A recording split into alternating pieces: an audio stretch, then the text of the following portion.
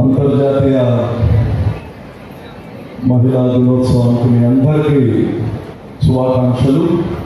మరి ఈనాటి కార్యక్రమానికి ముఖ్య అతిథిగా వచ్చేసిన మన ఇన్ఛార్జ్ మంత్రివర్యులు ఫారూక్ గారికి, అలాగే జిల్లా కలెక్టర్ గారికి, ఎస్పీ గారికి, మరి కోవూరు నియోజకవర్గ ఎమ్మెల్యే ప్రశాంత్ రెడ్డి గారికి, మిగతా అధికారులకి, ఇక్కడ వచ్చేసిన అక్కా చెల్లెళ్ళు అందరికీ మరోసారి మహిళా దినోత్సవ శుభాకాంక్షలు తెలియజేస్తున్నాం. చాలా సంతోషం. ప్రభుత్వం ఈరోజు ఆడబిడ్డలు, తల్లులు ఈ సమాజానికి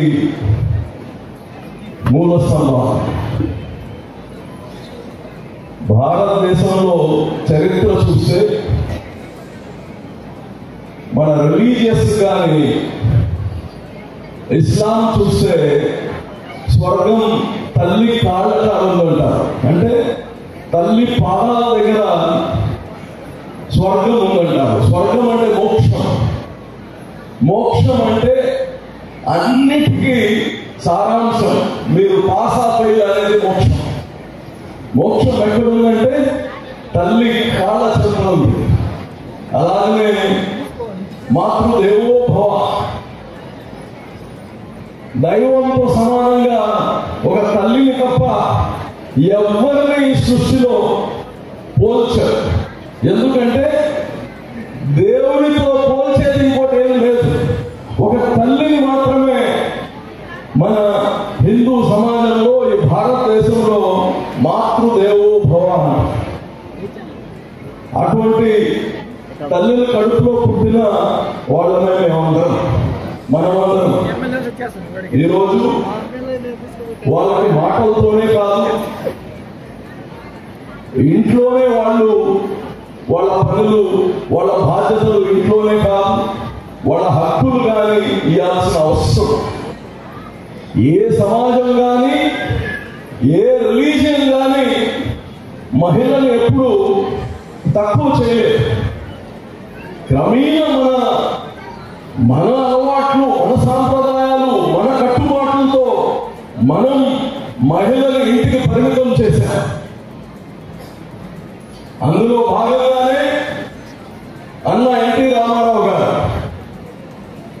ఆయన రాజకీయాల్లో వచ్చిన తర్వాత, తెలుగుదేశం పార్టీని ఆయన పెట్టిన తర్వాత, ఆడబిడ్డలకు ఒక తండ్రిగా కానీ ఆలోచించి ఆడబిడ్డలకి ఆస్తుల్లో సమాన హక్కు ఉండాలి అని తీసుకొచ్చిన మొట్టమొదటి వ్యక్తి ఎన్టీ రామారావు గారు అని మీ అందరికీ తెలియజేస్తుంది. అదేవిధంగా పొలిటికల్ గా కానీ రావాలి, రాజకీయంగా ముందు రావాలి, వీళ్ళు కానీ సమాజంలో భాగం అవ్వాలి, భాగస్వామ్యం వీళ్ళకి ఉండాలి అని చెప్పి స్థానిక సంస్థల్లో అన్నింటిలో కానీ ఆ రోజు 50% రిజర్వేషన్ దాన్ని తీసుకొచ్చారు. మీ అందరికీ మనం చేస్తాం. ఈరోజు మీరు మున్సిపల్ కార్పొరేషన్స్ లో, అలాగే పంచాయత్ లో, జడ్పీస్ లో అన్ని చూస్తే సగం మంది మహిళలు. ఆయన భర్త పెద్ద రాజకీయ నాయకుడు ఉన్నా రిజర్వేషన్ మహిళలు వస్తే మహిళలకే పెట్టాల్సిన పరిస్థితి తీసుకువచ్చారు ఆ రోజు ఎన్టీ రామారావు. ఇదే కాదు, ఆర్థికంగా స్థిరపడాలి, సొంత కాళ్ళ మీద నిలబడాలి అని చెప్పి డ్వాక్రా అనే ఒక సెల్ఫ్ హెల్ప్ గ్రూప్స్ ని తీసుకువచ్చింది ఆనాడు చంద్రబాబు నాయుడు గారు. ఈ రోజు మళ్ళా మన ముఖ్యమంత్రి నారా చంద్రబాబు నాయుడు గారు అనౌన్స్ చేస్తారు. అంటే ఇదన్నీ ఒక కాంప్రిహెన్సివ్, ఒక దగ్గర చేస్తే కాదు. ఈరోజు బేటీ పడావో బేటీ బచావో, ఈ దేశం మొత్తం ఆడబిడ్డల్ని చదివేయాలి. చదువుతూనే వీళ్ళ జీవితాలు బాగుపడతాయి, చదువుతూనే వీళ్ళలో ఒక ధైర్యం వస్తుంది, చదువుతూనే వీళ్ళ యొక్క ఈ జీవితాన్ని ముందుకు తీసుకెళ్తారని చెప్పి చదువు చదువు చదువు. ఈ రోజు కానీ కొన్ని సామాజిక వర్గాలు, కొన్ని చిన్న చిన్న కమ్యూనిటీస్ ఆడబిడ్డ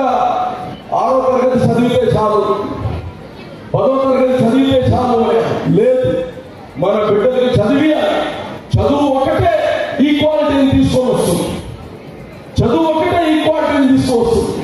మనం ఎన్ని ఆస్తులు ఇచ్చినా సమానం అవ్వదు. ఈ సమాజంలో ఆడవాళ్ళు ఈక్వల్ జెండర్ ఈక్వాలిటీ రావాలంటే మనుషులు పెరిగితే కాదు, 100 మంది మగవాళ్ళు ఉన్నారు, 100 మంది ఆడవాళ్ళు వస్తే కాదు ఈక్వాలిటీ. చదువు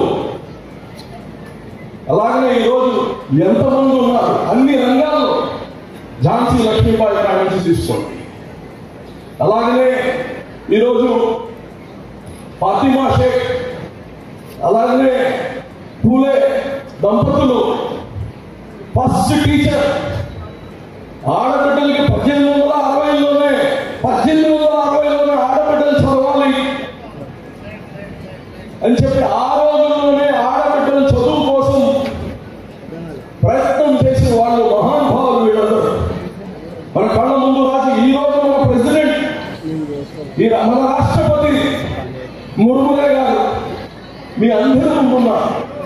స్కై ఇస్ ది లిమిట్. ఈ రోజు అడ్డంకాలు లేవు. రాబోయే రోజుల్లో మహిళలు ఈరోజు ఇంటలెక్చువల్ గా చూసుకుంటే మగవారి కన్నా ఆడవాళ్ళు అన్ని రంగాల్లో బాగా చేస్తున్నారు, బాగా చేయగలుగుతారు, బాగా చేస్తారు. కానీ అయితే మీరందరూ కానీ కృషి చేయాల్సిన అవసరం ఉంది. మగవారు ఆడవారు కాంప్లిమెంట్ చేసుకోవాలి. భర్త ఎక్కువ భార్య ఎక్కువ అని కాదు ఇక్కడ మనం చెప్పే ఈక్వాలిటీ. కలిసి ఈ సమాజాన్ని, కుటుంబాన్ని, మీ బిడ్డల్ని ముందుకు తీసుకొచ్చేది కలిసి సంసారాన్ని ముందుకు తీసుకెళ్ళాలి. మహిళ రోల్ ఈ యొక్క ఒక్కొక్క కుటుంబం బాగైతే ఇక్కడ కూర్చొని ఉండేవాళ్ళు కుటుంబాలన్నీ, ఆ తల్లి, ఆ భార్య, ఆ చెల్లెలు, ఆ బిడ్డ, మీరు ఆ కుటుంబాన్ని ఒక్కొక్క కుర్చీలో కూర్చొని ఉండే మహిళ మీ కుటుంబాన్ని ముందుకు తీసుకెళ్తే సమాజం ముందుకు వెళ్ళిపోతుంది. కాబట్టి మనం అందరినీ ఈ సమాజాన్ని ముందుకు వెళ్ళడంలో, తీసుకెళ్లడంలో మన బాధ్యత ఉంది. మీ అందరికీ మాట్లాడే వాళ్ళు చాలా మంది ఉన్నారు. నేను ముందుగా మాట్లాడాను కాబట్టి నా మనసులో ఉండే భావాలు మీకు వ్యక్తం చేసుకున్నా. మరి ఈ పండగలో సంబరాలు చేసుకునేది కాదు, బాధ్యత గుర్తు చేసుకునేది.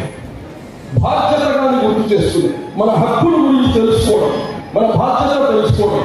కాబట్టి మీ అందరూ మీ జీవితాల్లో, మీ బిడ్డల జీవితాల్లో, ముఖ్యంగా ఆడబిడ్డల జీవితాన్ని బాగా చేసే బాధ్యత ప్రతి తల్లి తీసుకోవాలి. ఎడ్యుకేషన్ లో ఎక్కడ కాంప్రమైజ్ కావద్దు. ఒక పూట భోజనం తినినా తినకపోయినా ఆడబిడ్డని చదివడం మన బాధ్యతని మీ అందరికీ తెలియజేస్తూ ఈ కార్యక్రమానికి వచ్చిన ప్రతి ఒక్కరికి పేరు పేరు నేను ధన్యవాదాలు తెలియజేస్తున్నాను. జై హింద్.